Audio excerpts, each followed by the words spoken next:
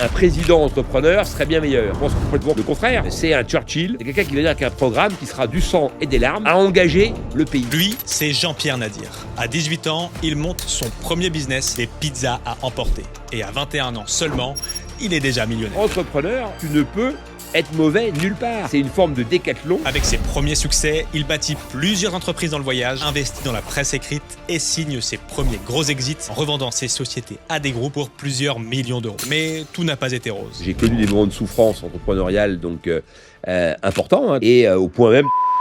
À 50 ans, il devient l'un des investisseurs les plus actifs de France. Vous l'avez sûrement déjà vu juger des startups à la télé dans l'émission Qui veut être mon associé sur M6. Toi, en fait, tu vois tout par le biais du marketing. T'as le droit. Non. Mais encore une fois, ne pense pas que parce que t'as réussi à un truc avec tes poudres, t'as un avis universel et absolu sur tout. Mais ce qu'on voit moins, c'est comment il lit vraiment le monde d'aujourd'hui. Comment il choisit une startup, pourquoi certaines d'entre elles réussissent fortement au point de devenir une licorne, et pourquoi d'autres sont condamnées à mort dès le départ. Quelle est l'importance aujourd'hui que doit avoir un chef d'entreprise dans l'incarnation de sa marque ? Moi, je pense que c'est fondamental. Aujourd'hui, il s'assoit à notre table chez Cube sans filtre. Salut Jean-Pierre. Salut Valentin. Merci d'être chez nous à Cube, à Angers, pour enregistrer ce podcast et échanger sur ton parcours entrepreneurial. On a plein de choses à se dire. Focus sur l'entrepreneur, le chef d'entreprise, le repreneur, le fan de France que tu es. On va en discuter durant une petite demi-heure ensemble sur ce podcast de Cube. Tu as eu l'occasion d'ailleurs de voir certaines des startups qu'on avait, des startups, Bien comme sûr, tu dis, toi. des startups, exactement. Donc, j'ai même fait ton émission phare, si Plan je puis Cube, me permettre. exactement. Tu as décidé d'investir un peu d'argent dans une des startups. Tu vas nous présenter d'ailleurs pourquoi c'est elle qui a recueilli ton approbation et ton argent. Merci Jean-Pierre d'être encore une fois avec nous. Allez, présente-toi en 30 secondes. Je sais que les gens te connaissent, mais c'est toujours bien de remettre le décor. Ok, si tu veux. Donc, Jean-Pierre Nadir, 60 ans, entrepreneur, et depuis l'âge de 16-17 ans, bon, ça varie selon les biographies, et investisseur depuis une quinzaine d'années, on va dire, mais de manière un peu sérieuse depuis 10 ans. Voilà, donc disons que j'ai une vision assez concrète et de l'intérieur, donc de l'entrepreneuriat, français et en France, et avec toutes ces évolutions, et notamment l'apparition de la French Tech, et de tout ce qui a fait le succès du modèle start-up, donc tel qu'on l'a connu depuis Macron, quoi, en fait, grosso modo. Donc c'est l'avènement de Macron à la présidence, et avant même, quand il était avec Hollande, où on avait déjà commencé donc à amorcer depuis le mouvement des pigeons, quoi, où les startups sont devenus vraiment un vrai modèle de développement économique pour le pays. Et on en parlera tout ça parce qu'effectivement, tu adores les startups, investisseurs évidemment emblématiques de Qui veut être mon associé sur M6 et maintenant des inventeurs sur cette même chaîne. Mais aujourd'hui, ton credo, c'est plutôt de dire, faut-il pas plutôt reprendre une entreprise que la recréer ? On va parler un peu des lignes d'investissement que tu as fait. Tu étais d'ailleurs investisseur dans Cube. Nous sommes associés et merci encore pour ta confiance, Jean-Pierre.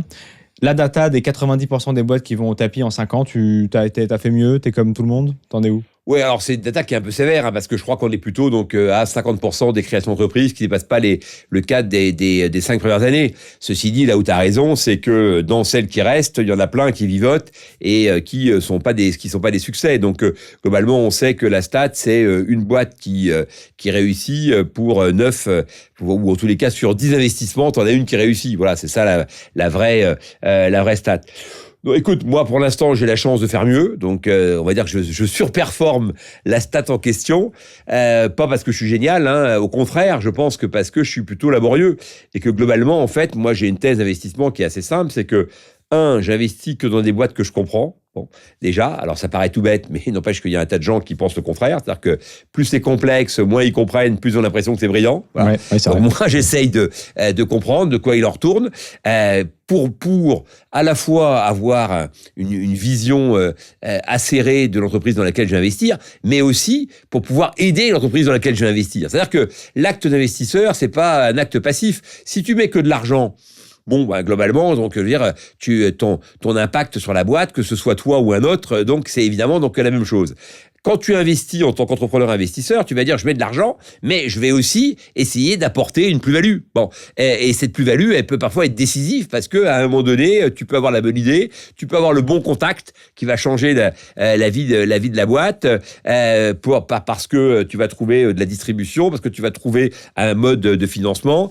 Tu peux donc galvaniser l'entrepreneur parce que tu partages une partie de la vision et tu peux co-construire la vision donc avec lui. Tu peux parfois l'alerter sur des modèles d'agilité et tactique en lui expliquant pourquoi il est urgent de faire un pas de côté. Bon, bref, pour tout ça, il faut pouvoir être crédible, et pour être crédible, il faut comprendre de quoi il en retourne. Donc, il faut comprendre le marché dans lequel, effectivement, on va se situer. Ça, c'est l'acte 1. Et l'acte 2, c'est que je joue assez confort très souvent, parce que je reste dans le monde du tourisme, et dans des modèles que je connais bien. Voilà. Et donc, quand on m'expose des modèles, et que je suis familier de ces modèles, bah, j'ai une compréhension qui est bien meilleure. Et deuxièmement, j'ai un réseau mécanique qui se met en œuvre, parce que quand j'investis sur 25 boîtes dans lesquelles je dois être investi à l'heure actuelle, peut-être même 30, donc en dehors des 4-5 que moi je dirige et je développe, hein, donc je dois en avoir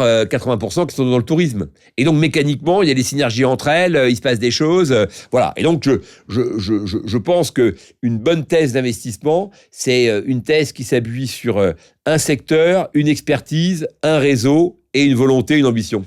Et justement, c'est ce qu'on dit beaucoup, nous, à nos startups qui rejoignent Cube, c'est bien sûr, on va aller chercher du financement, mais le plus important, c'est d'aller chercher des gens qui vont marcher, se battre avec vous. Et toi, je sais que c'est une condition sine qua non. Quand tu mets 1 euro dans la boîte, tu es avec elle, tu réponds au téléphone, même à minuit. Oui, alors quand je dors pas, je réponds même à minuit, mais globalement, donc, j'accompagne les boîtes dans lesquelles j'investis, c'est vrai. Pas toujours à la hauteur qu'elles aimeraient. Parce que, non, mais il faut être franc. C'est-à-dire que quand tu as 30 boîtes, de toute façon, et que tu en diriges déjà, donc, 5 ou 6 de ton côté, mécaniquement, tu peux pas, si en plus tu mets un peu d'heures de sommeil, un peu de familial et du sport à l'occasion, voilà, tu peux pas. Et puis en plus, moi, j'aime bien bouquiner, etc. Donc, très franchement, je suis disponible, mais pas toujours disposé. Oui, voilà. Bien sûr. Bon, donc, ou disposé, mais pas toujours disponible. D'ailleurs, ça marche même dans l'autre sens, tu vois, à la vérité. Bon, voilà. Mais en tous les cas, je suis toujours concerné. Voilà. Et donc, on m'envoie un SMS, je vais répondre. Et quand il y a besoin de se mobiliser, par exemple, là, tu vois, j'ai un cas concret, une start-up qui m'a contacté, donc, aujourd'hui, qui a un besoin rapide de discussion. Bon, bah, je pouvais pas aujourd'hui, je peux pas demain parce que, je voyage une partie de la journée. Donc, on a pris rendez-vous dimanche soir à 18h. Voilà. Et moi, j'ai pas de problème pour, ouvrir les créneaux horaires, parce que de toute façon, la conséquence de tout ce que je viens de raconter, c'est que, évidemment, que tu vas bosser le samedi. Moi, je consacre beaucoup le samedi matin aux startups. D'ailleurs, elle se marre tout le temps en disant, bon, bah, j'imagine que c'est samedi, hein, quand elle me dit, on pourrait se parler. Donc, on arrive toujours à la conclusion que ça va être samedi. Pourquoi? Parce que la semaine, c'est dédié à mes boîtes. Et donc, je suis à fond là-dedans. Et il y a un truc qui est très important, c'est que c'est compliqué, en fait, de se défocuser et d'être bon immédiatement dans le sujet, tu vois. Voilà. Et donc, moi, j'aime bien, en fait, qu'il y ait des phases. Quand je suis sur Fairmove, eh ben, je suis à fond sur Fairmove, double sens, et trace directe que je viens de racheter maintenant, etc. Je suis à fond là-dedans. Et me sortir de ça pour me mettre dans la pâtisserie numérique qui fait, tu vois, donc des imprimantes 3D, donc pour produire des fonds de tarte, et passer de ça à Palomano qui développe de la franchise, ou à Ciao Ciao, donc qui transforme des véhicules utilitaires en minivan. C'est à chaque fois des problématiques différentes, des prix, des niveaux de marge, des problématiques, des complexités de distribution, de production qui sont très différents. Il faut quand même 5 minutes pour se mettre dedans. Voilà. Ouais, il faut pas se défocuser tout le temps. Ouais, et puis switcher, si tu veux, moi je suis très bon dans la capacité à switcher, mais ça nécessite quand même, ça prend l'énergie. encore une fois, oui, parce que ça nécessite un temps d'adaptation et une remobilisation de ton énergie pour une raison assez simple, c'est que on attend de toi des choses précises. Quelqu'un qui te pose une question, il attend une bonne réponse, quoi. Et donc, tout de suite. Voilà. Et c'est pas juste répondre. Tu vois, en fait, si la réalité c'est de dire, je m'occupe de mes startups parce que je réponds à tout le monde. Bah, ok, mais c'est pas, si tu veux, ce qui est important, c'est la qualité de la réponse. C'est pas juste le fait d'avoir répondu. C'est complètement. Et justement, Tu as une histoire un peu amusante parce que tu as démarré dans le milieu des médias traditionnels, dans la presse papier. Ensuite, justement, tu as connu plutôt la presse numérique. Tu disais hier dans le discours justement de levée à Cube que tu croyais aujourd'hui beaucoup à l'incarnation par les entrepreneurs, un petit peu ce qu'on porte nous sur la créateur économie. Bien sûr. Quelle est justement l'importance aujourd'hui que doit avoir un chef d'entreprise dans l'incarnation de sa marque, d'après toi? Moi, je pense que c'est fondamental. Je pense qu'aujourd'hui, donc tous les grands exemples de réussite qu'on connaît, donc récents, notamment dans les cosmétiques, avec dans un premier temps donc Respire, et puis plus récemment, donc on pourrait y mettre aussi les secrets de Loli, donc de la Micheli. Donc voilà, c'est les boîtes qui ont été dont tout le branding finalement donc a été porté par l'entrepreneuse, qui a réussi à développer donc du storytelling autour de sa marque et à avoir des prises de parole de plus en plus importantes, de plus en plus donc médiatisées, qui ont donné une aura, voilà, et un écho à des marques qui, sans ça, donc n'auraient pas eu évidemment ce rayonnement. Donc la capacité de l'entrepreneur ou de l'entrepreneuse donc à incarner et à porter les valeurs donc de sa marque et à porter la parole de la marque, voilà, donc à donner la parole à la marque et à porter la parole de la marque en permanence, c'est un élément fondamental aujourd'hui de réussite à des coûts marketing moindres, voilà, parce qu'évidemment c'est quoi quand t'es L'Oréal et que tu mets effectivement donc beaucoup d'argent pour le lancement d'une marque, je pense que tu finis par y arriver, voilà. Mais si t'es Rihanna et que tu lances ta marque, t'as besoin de beaucoup de moyens de marketing que L'Oréal. Et du reste, L'Oréal va s'associer avec Rihanna. Parce qu'en plus, ils vont mettre tous les bons dans la même équipe, tu vois. Et donc, quand toi, t'es en face de ça et que tu dois effectivement donc essayer si ce n'est de rivaliser, en tous les cas, d'exister et de te développer, la prise de parole est évidemment un bon élément. Et donc, en fait, il y a un écueil important, c'est que un influenceur qui se lance dans le business, c'est pas la même chose qu'un entrepreneur donc qui prend la parole, tu vois. Et voilà, là il y a une vraie frontière qu'il faut essayer d'expliquer, tu vois. Donc il y a une ligne de démarcation qui est très claire, tu vois. Donc moi quand j'étais dans le tourisme, quand j'étais dans le tourisme de manière encore plus forte avec Easy Voyage, donc à une époque, j'ai commis un ouvrage qui s'appelle L'Esprit du voyage, et donc je suis devenu écrivain. Et donc des gens disaient mais c'est formidable, donc tu vois, donc t'es un écrivain voyageur. Et je disais non, pas du tout. Je suis un voyageur qui a écrit, ce qui est pas la même chose, tu vois. Donc voilà, entre l'écrivain voyageur et le voyageur qui a écrit un truc, c'est quand même pas la même chose, voilà.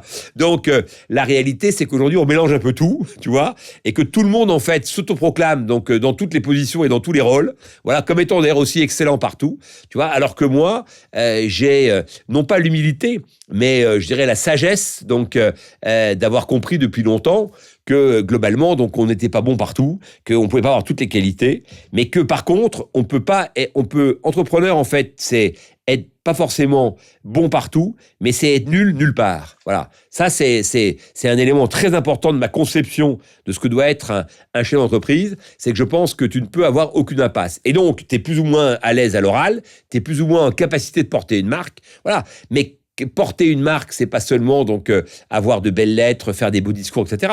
C'est surtout donc réussir à partager une sorte d'énergie vitale autour effectivement de ton projet et de ton produit qui va engager les gens derrière toi au travers effectivement donc d'une dynamique qu'on pourrait qualifier d'empathique autour effectivement donc de ton projet ou de ton produit. Moi, il y a une phrase que j'aime beaucoup, que tu avais dit justement dans un de tes discours, c'est mieux que qu'est-ce qui est mieux que de vouloir son succès soi-même, c'est que les autres le veuillent. Ouais. Ça, c'est fondamental. C'est-à-dire que moi, je pense qu'effectivement, donc, entrepreneur, c'est la capacité à créer des supporters. Voilà. Donc, à un moment donné, tu dois être porté par tes supporters. Moi, j'ai eu l'occasion d'assister à un match de Coupe d'Europe de l'OM il y a des années avec Bernard Tapie, et on a descendu les marches donc vers le coup d'envoi donc du match. Le stade tremblait, ça hurlait, etc. Et je me suis dit mais donnez-moi un short et je vais courir, je rentre sur le terrain. C'est-à-dire que il y avait une telle énergie, t'étais tellement porté, etc. Et je me suis dit mais finalement le business, c'est un peu ça. Le business donc c'est créer autour de ton projet ou ton produit la dynamique positive et de surfer cette dynamique. Voilà. Mais avant de la surfer, il faut d'abord la créer. Voilà. Et donc, ces supporters, que certains appellent ambassadeurs, donc tu vois, maintenant, il y a même un statut, donc des gens qui sont derrière la marque, c'est comme des militants dans un parti politique, quoi. Un parti politique sans militants, c'est un parti qui n'existe pas. D'ailleurs, c'est le gros problème des gens qui se lancent en politique sans parti, c'est qu'ils mettent 10 ans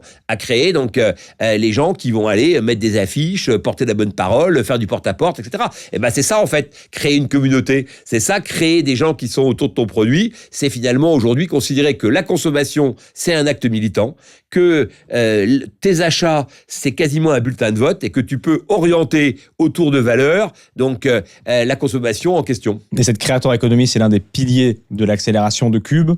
Moi, je dis souvent, les startups, elles meurent plus de manque de visibilité que de manque de cash, et le manque de cash est corollaire de manque de visibilité, c'est ce qu'on se dit là. Mais en tant qu'investisseur, qu'est-ce que tu réponds aux entrepreneurs qui ont peur de se montrer en se disant mais j'ai pas envie de devenir l'homme clé de ma boîte au point que du coup je puisse pas la revendre parce que je pourrais pas être je leur dirais que Michel et Augustin ont vendu leur boîte à Danone, quoi, voilà, et que Michel et Augustin, c'est l'incarnation totale et complète, parce que c'est même le nom des deux gars, les prénoms des deux gars qui sont effectivement sur les barres chocolatées. Et aujourd'hui, est-ce que les biscuits Michel et Augustin donc sont moins consommés depuis qu'ils n'y sont plus? La réponse, elle est non. Donc on peut être le trublion de sa marque, on peut être l'incarnant de sa marque, et ça n'empêche pas la marque d'exister. Une bonne marque, c'est une marque qui va aussi, tel un enfant, à un moment donné, donc développer ses propres valeurs. Et donc à un moment donné, tu peux aussi être dépassé par ta marque. Donc là, ce qu'on est en train d'expliquer, c'est qu'il faut une impulsion initiale. Voilà. Et l'impulsion initiale, c'est effectivement donc l'énergie que toi, tu vas y mettre. Et je pense, pour répondre à ta question, que la vraie réponse, c'est t'as pas le choix, mon gars. C'est comme quelqu'un qui dirait, on est d'accord. Moi, j'aime pas la comptabilité, mais on te demande pas d'être bon comptable, on te demande quand même, effectivement, donc d'avoir une compta organisée et de connaître tes chiffres. Tu vois, donc c'est comme quelqu'un qui dirait, moi, en fait, la production, ça me fait chier. Si t'as quand tu produis quelque chose, t'es bien obligé quand même de savoir comment il est produit et de t'intéresser donc à la mise en œuvre de cette production. En fait, entrepreneur, encore une fois, tu ne peux être mauvais nulle part. C'est une forme de décathlon dans lequel t'as peut-être pas de niveau d'excellence dans les différentes disciplines qui te permettraient d'être que dans une seule, mais dans tous les cas, tu dois effectivement toutes les comprendre. Et pour être un bon chef d'orchestre, encore faut-il connaître les différents instruments. Voilà, tu dis pas d'un seul coup au contrebassiste, dis donc mon gars, c'est pas comme ça qu'il faut attaquer, etc. Tu vas lui dire pourquoi on peut pas attaquer le morceau comme ça, donc ou la symphonie comme ça. Et donc pour ça, il faut évidemment s'y connaître aussi en contrebasse. Et tu nous parleras dans quelques minutes de la manière dont tu investis. Et tu disais hier justement que tu préférais investir sur les jockeys que sur les chevaux, parce que tu connais moins les chevaux que les jockeys. Juste avant ça, intéressant d'avoir ta vision sur la santé mentale des dirigeants. Tu dis il faut être bon partout. Ça tire beaucoup sur la corde. Il y a beaucoup d'entrepreneurs qui finissent par être en burn-out et autres. Comment tu fais toi pour faire attention à ça? Alors moi d'abord donc j'ai la chance effectivement de jamais avoir été dans cette configuration-là. C'est-à-dire que j'ai connu des moments de souffrance entrepreneuriale donc importants, hein, donc où j'ai été dans des situations compliquées financièrement et au point même de pas savoir si j'allais m'en sortir ou pas. Donc j'ai même été contraint à une époque, donc il y a très longtemps, de racheter toutes les créances de la boîte, donc avec un pourcentage de décote. Donc et donc j'ai rencontré 330 créanciers à qui j'ai expliqué que j'allais racheter leurs créances, donc avec une décote allant de 25% à 50%. Okay. Donc avec des gens qui s'énervaient, qui certains même voulaient en venir aux mains physiquement, etc. Et donc c'était un moment assez douloureux.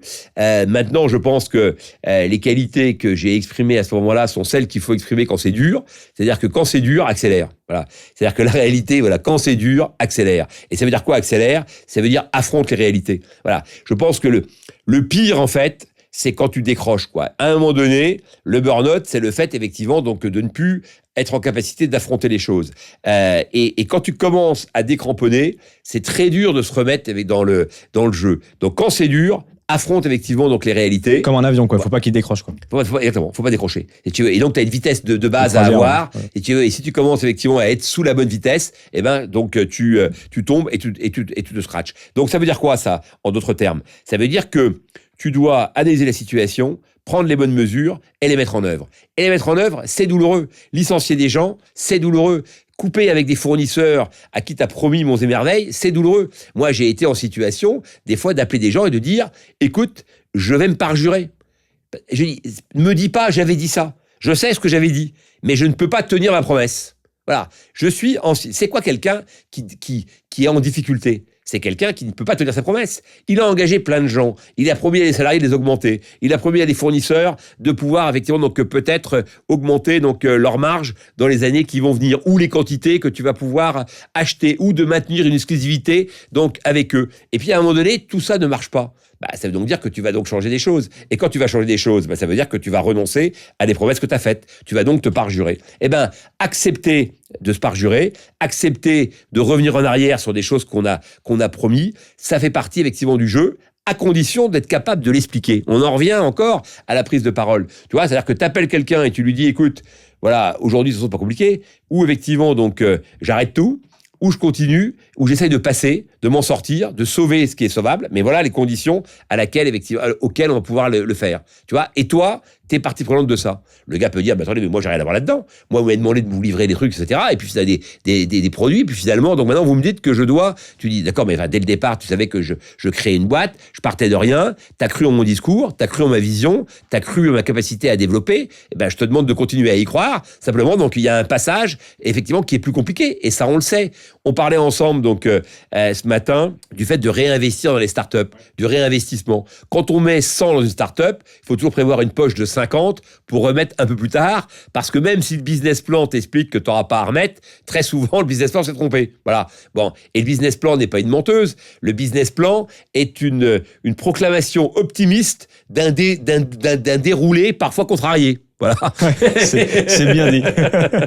C'est bien dit. Et alors justement, si tu continues d'investir dans des boîtes, c'est que tu crois dans les personnes qui les portent.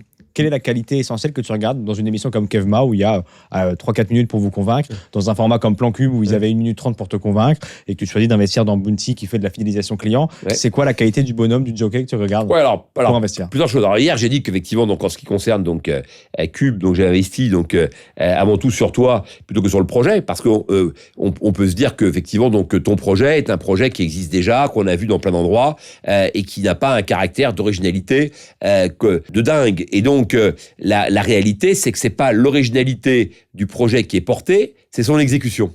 Dans ce que tu arrives à très bien faire, c'est à exécuter avec moins de moyens que d'autres des choses de grande qualité. Bon.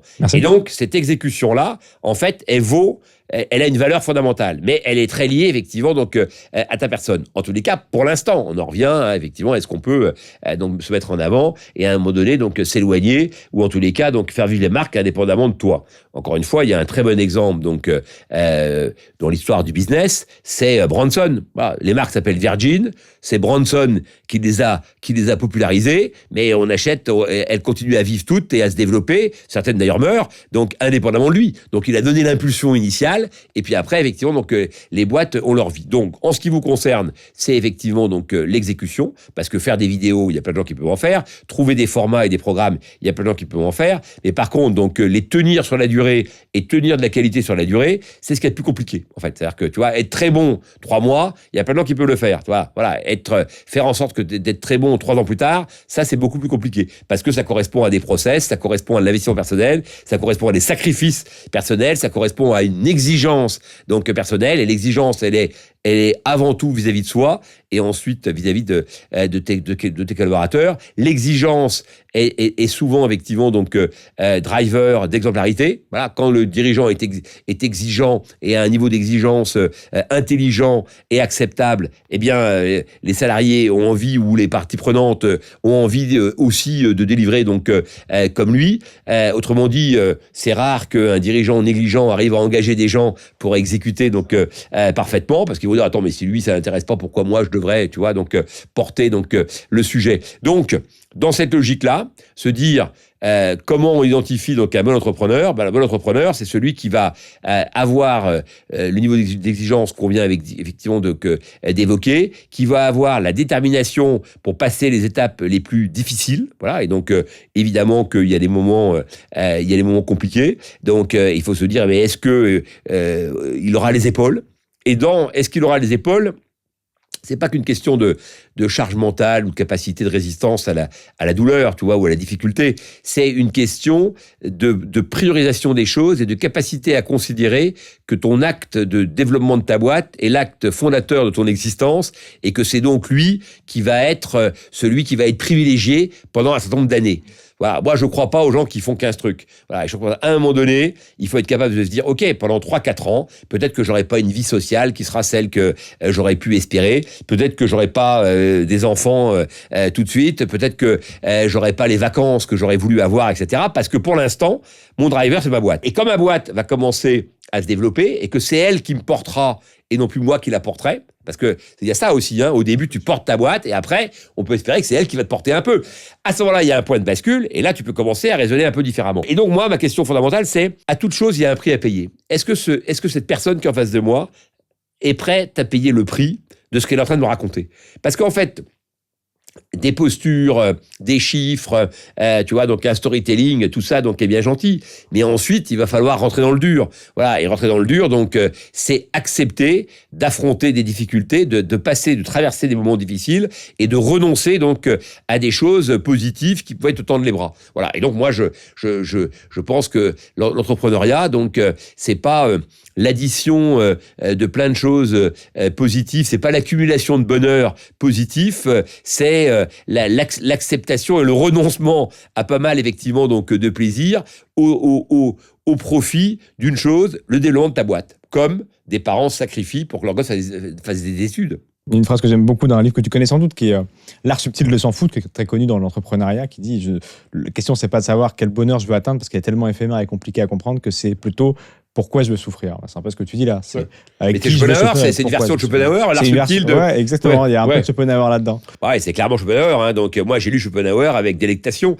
très tôt et ça m'a tout de suite effectivement donc convaincu que voilà que de toute façon toute ma vie je serais en décalage avec mes ambitions, mes envies, tu vois, et non pas mes besoins. Voilà, parce que finalement moi j'ai des besoins assez modestes. Voilà, mais j'ai des grandes ambitions. Voilà, et donc je passe mon temps à être un frustré. En fait, entrepreneur, ça aussi, voilà une leçon importante. Hein. L'entrepreneuriat, c'est l'école de la frustration. On passe notre temps à être en décalage avec ce qu'on aurait voulu être, tu vois. Ça c'est un élément extrêmement important à comprendre, puisque on délivre toujours trop tard par rapport à ce qu'on aurait, à ce qu'on aurait aimé. On lève jamais le montant d'argent qu'on aurait voulu avoir. On n'a jamais la valo qu'on aurait voulu avoir. On n'a jamais le nombre de pays qu'on aurait voulu avoir, le nombre de collaborateurs, etc., etc. Et donc globalement, on est toujours en décalage. Tu vois, et ce qui est intéressant là-dedans, c'est que peu de gens comprennent ça en fait. Tu vois, donc j'intervenais une fois dans une école de commerce et donc à la fin, quand c'est le moment des questions, quelqu'un dit un garçon donc dit comment on fait pour être Jean-Pierre Nadir? Moi, je veux être Jean-Pierre Nadir. Voilà, je lui dis écoute, quand t'es Jean-Pierre Nadir, tu vois, t'aurais voulu être Marc Simoncini. Pourquoi? Parce que beau gosse, etc. Donc les cheveux bien placés, etc. Et donc le t-shirt moulant. Donc t'aurais voulu être Marc Simoncini. Quand t'es Marc Simoncini, tu voulais être Xavier Niel parce que tu voulais pardon être Jacques-Antoine Grandjean parce que c'était son pote. Ils ont investi ensemble dans les startups et Grandjean aujourd'hui a mieux réussi que Marc si on regarde d'un point de vue financier. Okay. Quand t'es Grandjean, t'aurais voulu être Niel parce que de leur bande, c'est Niel qui a la plus grosse réussite. Quand t'es Niel, tu voudrais être Bernard Arnault parce que son beau-père est beaucoup plus riche que lui. Quand t'es Arnaud, t'aurais sans doute aimé Steve Jobs parce que non seulement t'étais riche, mais en plus t'avais une portée mondiale et t'étais une figure du business, donc éternellement reconnue. Mais quand t'es Steve Jobs, t'aurais voulu être Mandela parce que t'aurais voulu avoir une portée haute que le business, t'aurais voulu avoir un impact sur le monde et sur la société. Quand t'es Mandela, t'aurais voulu être Gandhi parce que là, Gandhi, ça restera le référentiel. Et quand t'es Gandhi, t'aurais voulu être le bon Dieu. Eh ben, comme j'ai compris que je serais jamais le bon Dieu, je vais essayer de me contenter d'être Nadir. Et cet étudiant, il s'est contenté d'être étudiant? Écoute, je lui souhaite en tous les cas d'être devenu lui-même, comme on dit, comme le veut maintenant donc la formule. C'est-à-dire que moi, je trouve que c'est bien d'avoir si ce n'est des héros, en tous les cas, donc des images inspirantes, parce que c'est aussi les termes de l'époque. Donc voilà, je pense que d'avoir des images inspirantes, c'est important. Maintenant, je pense qu'il ne faut pas les cantonner à une personne. Il faut les cantonner, il faut les additionner là pour le coup. Et en plus, il ne faut pas les cantonner uniquement à un domaine qui serait le business, il faut regarder partout. En fait, partout, il y a des images de gens performants et moi, j'ai toujours voulu, effectivement, donc ressembler à des gens comme ça, en sachant que je pourrais jamais atteindre l'excellence dans ces niveaux-là, mais que peut-être il y avait des sources d'inspiration intéressantes donc à reproduire. Donc, c'est pas infamant de se sentir attiré par des profils, par des parcours. Maintenant, je pense qu'effectivement, donc considérer que c'est un absolu, c'est idiot, parce que comme je viens de l'expliquer, donc il n'y en a pas d'absolu. Et c'est une quête permanente. Et c'est une quête permanente. Et aujourd'hui, ce qui t'amuse de plus, c'est plutôt de regarder du côté de la reprise d'entreprise. C'est ton grand combat. C'est là-dessus qu'on a beaucoup échangé ces dernières semaines, où on se dit, voilà, il y a 700 000 entreprises en France d'ici 5 ans qui vont devoir changer de main. C'est la plus grosse vague de transmission de richesse de l'histoire de l'humanité en France. C'est vrai. Ça représente des sommes astronomiques d'argent et d'enjeux économiques, des points importants de PIB.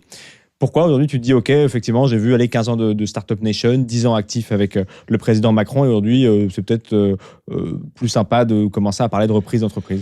Ouais, alors c'est pas une question de plus sympa, c'est une question effectivement donc d'importance des enjeux en fait. C'est-à-dire que je pense que il était important de démocratiser donc l'accès à l'entrepreneuriat pour que tout le monde puisse considérer que c'était ouvert à tous. Voilà, pendant très longtemps, on a considéré que c'était un monde fermé, qu'il y avait que les gosses d'entrepreneurs qui pouvaient être entrepreneurs, au même titre qu'il y avait que les gosses de médecins qui pouvaient devenir médecins. Bon, les gosses de profs devenaient profs, et donc on était dans la reproduction des élites de Bourdieu, où globalement donc il fallait être né et bercé par un environnement donc pour pouvoir donc avoir le droit de s'y épanouir. Bon, moi j'ai toujours pensé le contraire, parce que moi j'ai créé ma première boîte donc il y a maintenant très très longtemps, et qu'à l'époque les startups n'existaient pas, donc et qu'entreprendre donc dans les années 86, qui était le début de ma période d'entrepreneur, 88, c'était évidemment donc beaucoup plus compliqué, parce que ça n'existait pas des jeunes qui entreprenaient. Toi, je sais que tu es très jeune, donc j'ai appris de faire ton âge, donc ça m'a épaté. Je pensais que tu avais au moins 10 ans de plus. Donc, non, mais c'est très bien de te reprendre très jeune comme ça. Et donc, c'est parce qu'aujourd'hui, il y a des exemples, et que donc, c'est possible. Moi, à mon époque, c'était quand même très, très compliqué. Et quand je donnais mon âge, je voulais même pas ouvrir de compte en banque. Tu vois, donc, c'était une époque assez. Et puis, il n'y avait pas de vidéo sur YouTube pour comprendre comment ça marchait. Il y avait aucune vidéo, il y avait rien. Il y avait même pas, si tu veux, donc, il y avait pas Internet. Donc, les gens s'imaginent pas ce que c'est que la vie sans Internet, ou avant Internet, pas sans, parce que c'est autre chose sans. Donc, la vie avant Internet. Donc, c'est-à-dire l'accès à l'information. Tu vois, c'est-à-dire que c'était un chemin de croix. Et donc, c'était très compliqué de pouvoir, effectivement, donc, exceller de devenir expert et exceller dans un domaine, parce qu'il te fallait aller dans une bibliothèque, rassembler, effectivement, toute la documentation, en faire une synthèse. Enfin bon, c'était un boulot colossal. Et puis, il fallait aller dans plein de bibliothèques, parce que quand tu t'adressais à un sujet qui était assez diffus, eh ben, il fallait aller, parfois même à l'étranger, etc. Enfin, voilà, c'était, à l'époque, quand les thésards, donc les gens qui faisaient des thèses, ils passaient parfois, moi, quand j'étais à la fac, donc ma première année, enfin, quand j'ai eu ma chambre à la CTU, qui était donc ma deuxième année d'école de pub à Paris, il y avait un gars qui avait 40 ans, qui était en doctorat d'État, voilà, Gérard Bigré, s'il nous écoute, je le salue. Donc, il faisait une thèse d'État en philo, voilà, le mec, il avait 40 balais. Voilà, donc, alors, il faisait un truc hyper pointu, etc., mais très bien, mais globalement, tout ça, effectivement, donc, était hyper compliqué. Aujourd'hui, on a facilité l'accès à l'information, et donc c'est vrai que quelqu'un qui se débrouille, qui est alerte, donc avec tous les outils à disposition, il peut très vite rassembler énormément de data. Donc ça, c'est vrai que c'est très différent, et ça permet évidemment donc de commencer à développer une expertise sur un certain nombre de sujets, et d'approfondir donc des sujets. Et donc moi, ce qui m'intéresse donc dans cette idée de la reprise d'entreprise, c'est que globalement, maintenant qu'on a démocratisé l'accès donc aux startups et qu'on a débridé donc tu vois donc le modèle et qu'on l'a popularisé, en fait, je pense que on a peut-être été un peu trop loin dans l'idée qu'on a rendu très sexy la création d'entreprise, parfois au détriment de pas mal d'autres modèles. Moi, je fais beaucoup d'interventions donc dans des clubs entre réseaux entreprendre, donc clubs de business type Rotary ou Rhône-Alpes Business Club, etc. Je suis intervenu d'ailleurs à Angers dans un cadre Au congrès UPI. Voilà, au congrès UPI, donc un peu dans un cadre similaire. Et donc, j'échange avec des dirigeants, et j'interviens, je partage mon expérience, et en même temps, j'échange avec des dirigeants. Et j'étais à Saint-Étienne, donc récemment, donc pour les 25 ans du réseau Entreprendre Loiret, et je suis intervenu devant, je crois qu'il y avait 500 dirigeants d'entreprise, et je chantais bien au départ une salle qui était un peu hostile. Pourquoi un peu hostile? Parce que j'incarnais les startups, le côté paillette un peu de l'entrepreneuriat, la télé avec M6, voilà, tout ça était un peu mélangé. Et quand je leur ai parlé de sueur, de labeur, donc et de frayeur, et ben là ils se sont un peu reconnus et ils ont dit ah mais il parle comme nous ce gars-là. Bon, et on est arrivé assez rapidement en fait à la reprise d'entreprise, c'est-à-dire que en moyenne ces gens-là ils ont entre 55 et 65 ans, la plupart n'ont pas préparé donc leur succession, ils n'ont pas de successeurs parce qu'ils n'ont pas réussi à convaincre leurs enfants que c'était intéressant de reprendre leur boîte et parfois donc à dessein parce que l'un d'entre eux me disait ma fille est médecin, mon fils donc elle fait de la musique ou je sais pas quoi, bah très bien, donc ils avaient rien à voir avec l'entrepreneuriat, ça leur plaisait pas, voilà, et donc l'offre qu'il proposait donc était pas du tout adaptée et donc il n'a pas de successeur. Bon voilà, il travaillait avec sa sœur n'avait pas non plus de descendants en capacité de reprendre la boîte, okay. Et donc il se pose des questions. Voilà, il dit mais qu'est-ce que je dois faire? Et donc si à la fin la réponse c'est bah écoute tu vas arrêter parce qu'en fait il y a personne pour reprendre ta boîte, voilà. Donc c'est un pan de l'économie française qui peut disparaître. T'as rappelé les chiffres, hein, 700 000 entreprises. On sait qu'il y en a pour l'instant qu'une sur trois qui trouve un repreneur. Alors évidemment, il y a plein de caractéristiques. On sait que dans ces 700 000 entreprises, donc il y en a 600 000 donc qui ont moins de 10 salariés. Donc on est plutôt sur des entreprises petites. On est sur de l'ETI, donc on n'est pas encore sur de la PME. Mais ça veut dire quand même que s'il y a 750 000, il reste 150 000 PME qui elles se cherchent un destin, tu vois, et qui devraient effectivement donc le trouver. À défaut de quoi, bah, c'est des territoires donc qui sont en danger. Hein. On l'a bien vu aujourd'hui avec la ruralité, donc tous ces commerces qui ont fermé donc dans diverses communes. Bah, c'est un peu la mort des villages, quoi. Donc et les mairies vont essayer de réinstaller donc de l'énergie, donc en remettant un café, donc en essayant de créer des moments de rencontre, donc des lieux d'animation, etc. Et donc à ce titre-là, on a un vrai sujet aujourd'hui, donc qui est comment préserver ces boîtes dans un pays où on t'explique que non seulement donc il faut plutôt en créer et que maintenant il faudrait les créer ailleurs. Et ben moi je suis donc dans une dynamique où je me dis bah il vaut mieux en reprendre et les reprendre ici. Voilà. Alors évidemment hein, c'est un challenge. Ouais. Voilà. Mais en tous les cas c'est une posture qui est un peu excitante parce que finalement c'est le contre-pied de tout ce que les gens t'expliquent. Voilà. Et que j'ai contribué à expliquer, puisque moi-même, je trouvais très sympathique donc d'investir dans les startups. Donc je ne dis pas qu'il ne faut pas le faire, je dis que ça ne doit pas se faire au détriment d'eux. Voilà. Mais c'est vrai que c'est plutôt cohérent avec ce que tu disais, à savoir que moi j'ai pu lancer mes boîtes, j'avais entre 15 et 18 ans quand j'ai commencé à faire bidouille, et puis à 20, 21 quand j'ai commencé à pouvoir gagner 1 ou 2 euros et sortir des salaires plus tardivement, je pouvais parce que j'habitais chez mes parents. C'est pas la même étape de maturité de vouloir reprendre une entreprise. Un bonhomme de 40 piges peut le faire en étant payé tout de suite. C'était une analogie qu'on avait intéressante sur la reprise. Exactement. Et donc ce que tu viens de dire, c'est qu'en fait, si tu veux, donc il y a toute une expertise donc aujourd'hui qui n'est pas à disposition parce que globalement donc elle est cantonnée à essayer d'assurer un train de vie plutôt qu'effectivement donc d'assurer une réalisation personnelle, donc une capacité donc à mettre en œuvre des sujets peut-être plus ambitieux. Et donc eh ben il faut qu'on explique à ces gens-là de 45 ans qui ont des bons salaires et qui ont un train de vie que créer une boîte évidemment c'est du risque et c'est parfois 2-3 années donc sans se rémunérer, alors que reprendre l'entreprise eh ben c'est déjà rentrer dans un environnement où il y a déjà des salaires de distribuer. Une entreprise qui gagne de l'argent elle rémunère déjà donc son dirigeant. Donc peut-être que le salaire est moins important donc que celui que tu peux toucher donc dans une entreprise du CAC 40, mais tu vas vite effectivement donc te refaire, si je puis me permettre de parler comme ça, tu vois, donc ainsi en développant l'entreprise et en créant de la valeur. Et donc quelque part tu vas à la fois avoir un train de vie minimal qui te rassuré et en même temps effectivement donc créer de la valeur sur les actions de la boîte que tu vas faire fructifier. Voilà. Et donc je pense qu'en plus aujourd'hui il y a tout un tissu économique donc français autour de ces entreprises PME, de banques, de fonds d'investissement, etc., qui sont intéressés pour investir dans des boîtes aux côtés de repreneurs. Il leur faut le repreneur. Eux, à la limite, ils ont l'argent. T'as des repreneurs qui ont la boîte. Ce qui nous manque maintenant, c'est les repreneurs. créons une génération de repreneurs. On a créé des générations de start-upers dont tu es l'incarnation. Créons maintenant des générations de repreneurs. Et justement, ta vision pour finir sur ce podcast, Jean-Pierre, de l'entrepreneuriat français, il est souvent adulé des fois, critiqué par d'autres en disant le pognon de dingue qu'on a mis de l'État pour amorcer des licornes qui aujourd'hui sont plus des licornes et des valorisations absurdes versus les États-Unis et tout. Je sais que toi, t'aimes bien justement la France, dire il y a plein de réussites en France. Quel regard tu portes 10 ans après ce mouvement-là sur l'écosystème francophone? Moi, je pense que ça a été une bonne chose, et encore une fois, donc, de décloisonner donc le monde de l'entrepreneuriat et de le rendre effectivement donc sympathique et surtout possible aux yeux des Français.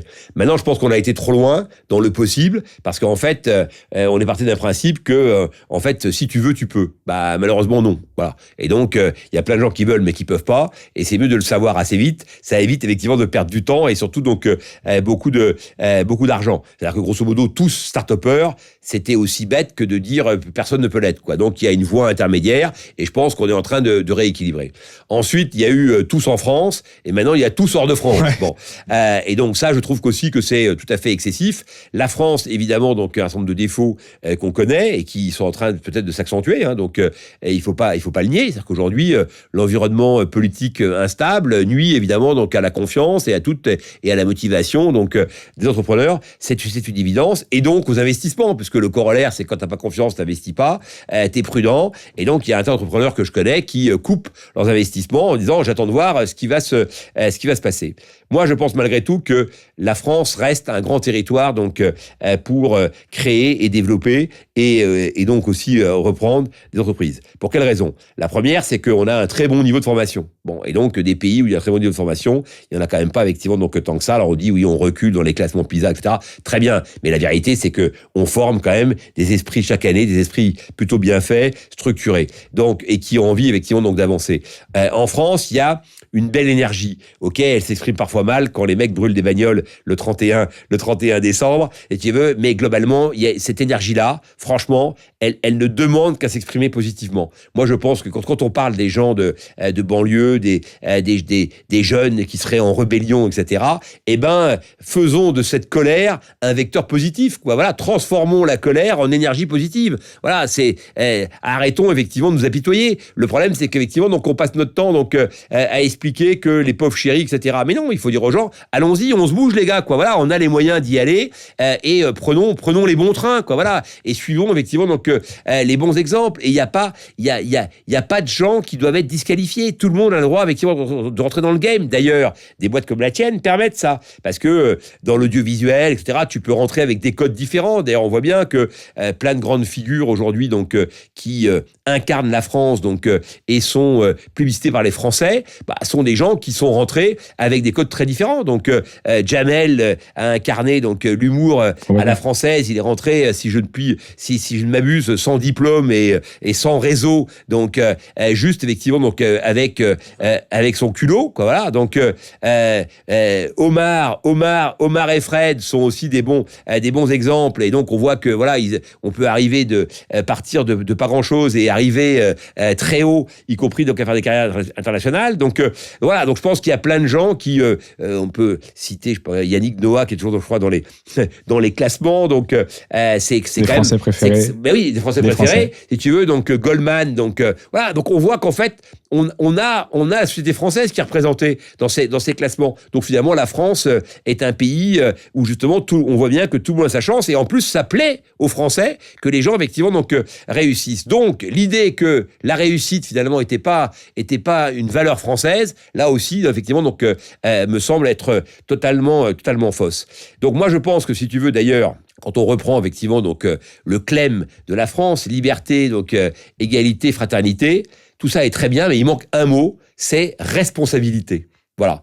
Il suffirait de se rajouter ce mot et on change complètement la logique des choses. Voilà. C'est-à-dire que, évidemment, on peut donner de la liberté, on peut être à égalité, on peut fraterniser à condition que tout le monde soit dans un sentiment de responsabilité. Voilà, parce qu'il ne s'agit pas d'écraser les autres, il ne s'agit pas effectivement donc de ne pas donner sa chance à tout le monde, bien au contraire, mais à condition qu'on soit dans un jeu qui soit à peu près effectivement donc cohérent et que donc on évite un certain nombre donc d'effets collatéraux négatifs qu'on connaît effectivement donc aujourd'hui. Et donc quand on revient donc aux bénéfices de la France, j'ai dit effectivement donc la formation, on a aujourd'hui tous les leviers d'accompagnement quand on veut créer ou reprendre une entreprise, donc entre les CCI, les CMA, BPI, la BPI, les banques régionales qui sont aussi extrêmement actives, donc les différents clubs qu'on a déjà donc évoqués, tels le réseau Entreprendre, etc. Donc on peut être accompagné, on peut trouver des investisseurs donc assez facilement sur des premiers tours grâce donc au modèle de réemploi qui a été mis en place, où en fait il faut réexpliquer le réemploi. Donc lorsque tu fais des plus-values, tu peux être exonéré d'une partie de ces plus-values. D'ailleurs, il faudrait l'expliquer à Zugman. Voilà, donc les plus-values qui sont pas imposables, c'est parce qu'on va devoir réinvestir dans des boîtes. Et donc on prend des risques et c'est pas gagné. Et jusque-là, on n'a pas encore gagné d'argent. Hein, donc puisque l'argent, donc si tu veux, tu ne l'as pas utilisé pour t'acheter un yacht, contrairement donc à une espèce de mythe urbain donc qu'on nous a aussi donc vendu. Troisième élément. Quand tu es en France, tu peux exploiter la marque France. Voilà. Et moi, je pense que ça, c'est une chose qu'on ne fait pas assez. C'est un élément qu'on ne met pas assez en avant. Voilà. Il y a un entrepreneur en France qui a tout compris de ce point de vue, c'est Bernard Arnault. Eh bien, moi, j'invite tous les autres à faire de même et à dire je produis en France, donc je bénéficie donc de l'expertise française, du niveau d'excellence français, du supplément d'âme poétique français, voilà, de toute une école donc du modèle social française qui s'exporte très bien à l'étranger. Voilà, donc la France, c'est pas que les French fries et le French kiss, c'est aussi effectivement donc le French business qui peut tout à fait effectivement donc s'exporter partout dans le monde. Et d'ailleurs, tous ceux qui critiquent la France en étant partis ailleurs exploitent leur business en France. Voilà. Donc, il serait quand même à un moment donné assez rééquilibrant de se dire que, OK, on doit améliorer des choses en France, mais ça s'appelle la politique. Et donc, n'ayons pas peur, en tant qu'entrepreneur, de prendre la parole. Tu vois, aujourd'hui, il y a une espèce aussi donc de mouvement d'entrepreneurs qui pensent que un président entrepreneur serait bien meilleur. Mais je pense complètement que le contraire. Je pense qu'en rien, il serait meilleur. Parce que le lendemain, il se rendrait compte que c'est impossible, en fait, de faire avancer les choses. Et donc, globalement, c'est pas l'entrepreneur qu'il nous faut, tu vois. Donc, c'est quelqu'un qui va réussir. Donc, c'est un Churchill. C'est quelqu'un qui va dire avec un programme qui sera du sang et des larmes et qui va réussir, sur un programme comme ça, à engager le pays. Voilà. Sinon, ce sera la guerre civile. Voilà. Donc, prendre des mesures, c'est facile. Et dire on coupe ici, on coupe là, etc. Mais le lendemain, les conséquences vont faire que les gens ne vont pas l'accepter et que tu crées les conditions d'une guerre civile. Donc, prendre des mesures n'est pas suffisant. Dire ah ben moi c'est facile, je couperai. Ben d'accord, mais tous on sait où il faut couper. Comme l'Argentine. Comment mettre en œuvre sans effectivement donc sans chaos social. Voilà. Ça c'est un vrai sujet. En France aujourd'hui, c'est pas l'entrepreneur qui peut réparer 30 ans ou 40 ans donc d'absurdité. C'est un vrai politique, alors qui est peut-être pas issu des rangs de la politique. Ça, c'est un autre, effectivement, de débat. Mais c'est quelqu'un qui vient avec une vision, effectivement, donc, suffisamment forte pour se faire élire. Ce qu'il faut, c'est avoir la force de ton élection. Et donc, il faut se faire élire avec un programme qui soit pas un programme de concession permanente et de redistribution, parce que ça, c'est effectivement facile. Alors, moi, je suis étonné que LFI ne fasse pas plus d'attention de vote, puisque dire à tout le monde, on va redistribuer, à la fin, il devrait vraiment, je trouve que Mélenchon, finalement, on dit qu'il est bon, finalement, il n'est pas si bon que ça, parce qu'avec un tel programme de distribution, il devrait déjà avoir dépassé les 35%. Tu vois, d'ailleurs, c'est ce qui fait que le RN, lui, a intégré ce programme un peu socialiste, donc sur le modèle économique, pour dire mais nous aussi, on redistribue, on redistribue. Et au milieu, moi, je cherche l'homme providentiel qui va m'expliquer que non seulement on va pas redistribuer, on va moins redistribuer, mais on va effectivement donc couper en essayant de préserver un certain nombre effectivement donc de choses, mais en mettant aussi ce pays dans la bonne dynamique, c'est-à-dire en remettant le mérite au cœur effectivement donc aussi du débat. Aujourd'hui, aujourd'hui, on est dans la politique de l'excuse permanente. Alors que moi, j'ai toujours privilégié le mérite. Je trouve que la beauté de l'individu, c'est sa capacité donc à s'élever par l'effort. Aujourd'hui, on est dans une espèce de renoncement où tu as même effectivement des élèves qui t'expliquent maintenant, on va faire la semaine de 15 heures. C'est-à-dire qu'on a créé les conditions, en fait, pour expliquer que le travail, c'était pas beau, que le travail, c'était infamant, que le travail, c'était une servitude, alors que pour moi, le travail, c'est une élévation. Moi, je dois tout au travail. Voilà. Et tous les sujets qui m'intéressent, je considère qu'il faut travailler pour s'améliorer. Voilà. Donc, voilà ma France, voilà la France que je défends, voilà la France que j'aime, et voilà la France qui me semble être un bon terreau pour pouvoir reprendre des boîtes, les développer en France, mais aussi à l'export, en bénéficiant d'une marque très forte, la marque France. Et d'ailleurs, tu as une super anecdote sur la marque france.com. Tu en parles sur les réseaux. Je mettrai les réseaux de Jean-Pierre en description pour ceux qui veulent creuser un peu le personnage. Merci de t'être assis sur ces fauteuils à cube, Jean-Pierre. Et de toute façon, on se revoit très vite. À très bientôt. C'était un peu court, hein.